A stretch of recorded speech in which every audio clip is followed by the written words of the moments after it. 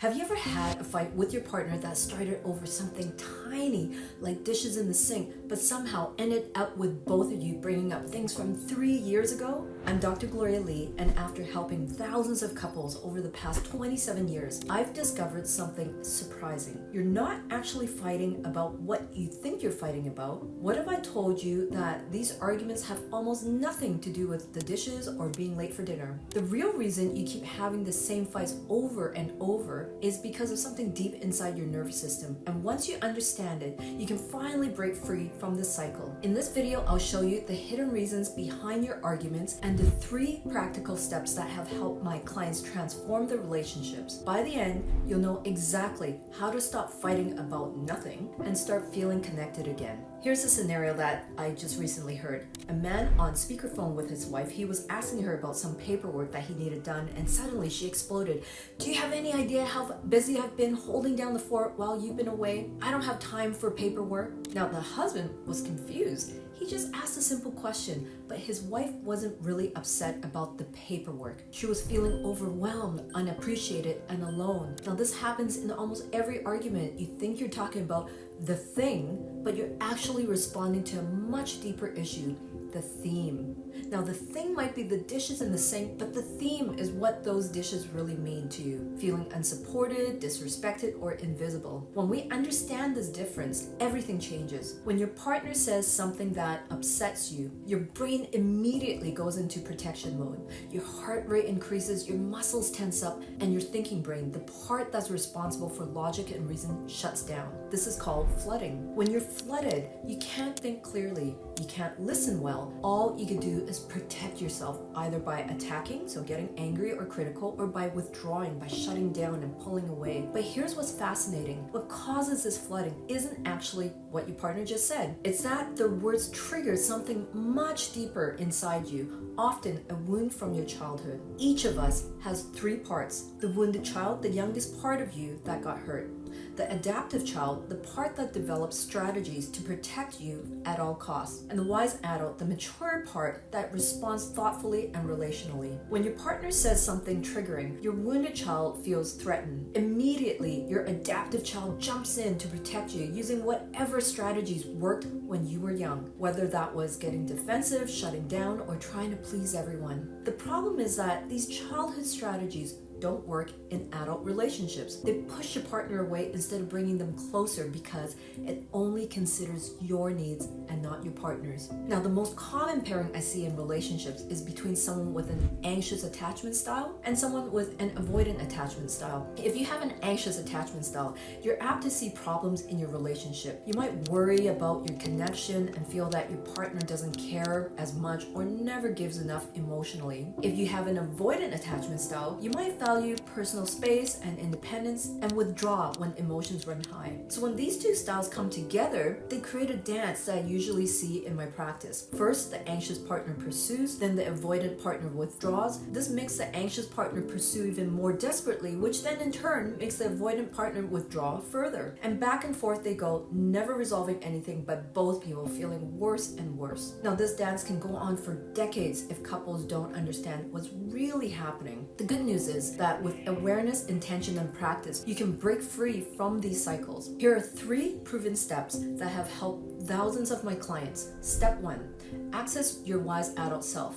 This first step is learning to recognize when you're triggered and constantly shifting your wise adult who is relational and considers both people's needs and feelings. Here's how. When you notice you're getting upset, pause, take a deep breath, place both feet firmly on the ground. Ask yourself, what am I really feeling right now? This simple pause creates space between the trigger and your response. Space for your wise adult to step in. Now, if the wife I overheard on the phone had accessed her wise adult, she might have said, "I'm feeling overwhelmed managing everything while you're away. When you asked about the paperwork, it just felt like one more thing on my plate." Now, this response acknowledges her real feelings without attacking her husband. Step 2, expand your window of tolerance. So this step is about learning to stay calm even when difficult emotions arise and behaving rationally. This is how you expand your window of tolerance, or the zone where you can think clearly and behave rationally. When you're triggered, your nervous system goes into fight or flight mode. Your window of tolerance narrows. The key to expanding this window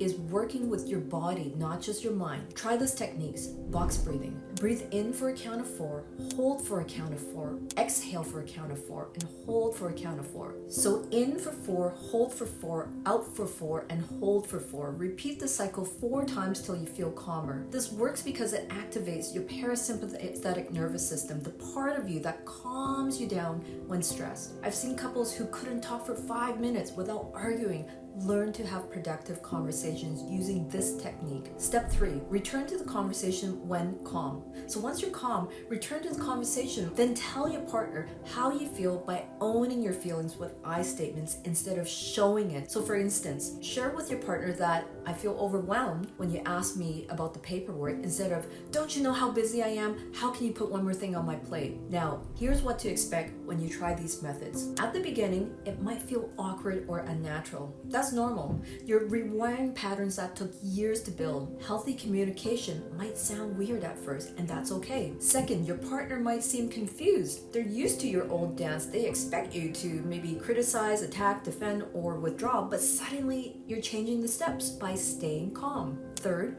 your protective instincts might tell you that vulnerability isn't safe. Your adaptive child might whisper, just do what you've always done or you might get hurt. Let your adaptive child know that you've got this and they can take a back seat. All these reactions are completely normal. This is why quick fix advice often fails. It doesn't address these deeper patterns, but here's how you'll know these methods are working. Conflicts will feel different, less threatening, more manageable. Your body will stay calmer during disagreements. You'll catch yourself making better choices during challenging moments. Most importantly, you'll start feeling like partners again, not just people sharing a space or fearing more difficult conversations. Now, I've shared some powerful tools today, but I know from experience that making these changes can be challenging, especially when you're doing it on your own. That's why I'm excited to invite you to my upcoming couples retreat. This isn't just about learning communication skills. What makes this retreat different is we'll actually address that part of you that resists change, the adaptive child that takes over when you're triggered. We'll help you identify and transform these unconscious patterns at their source so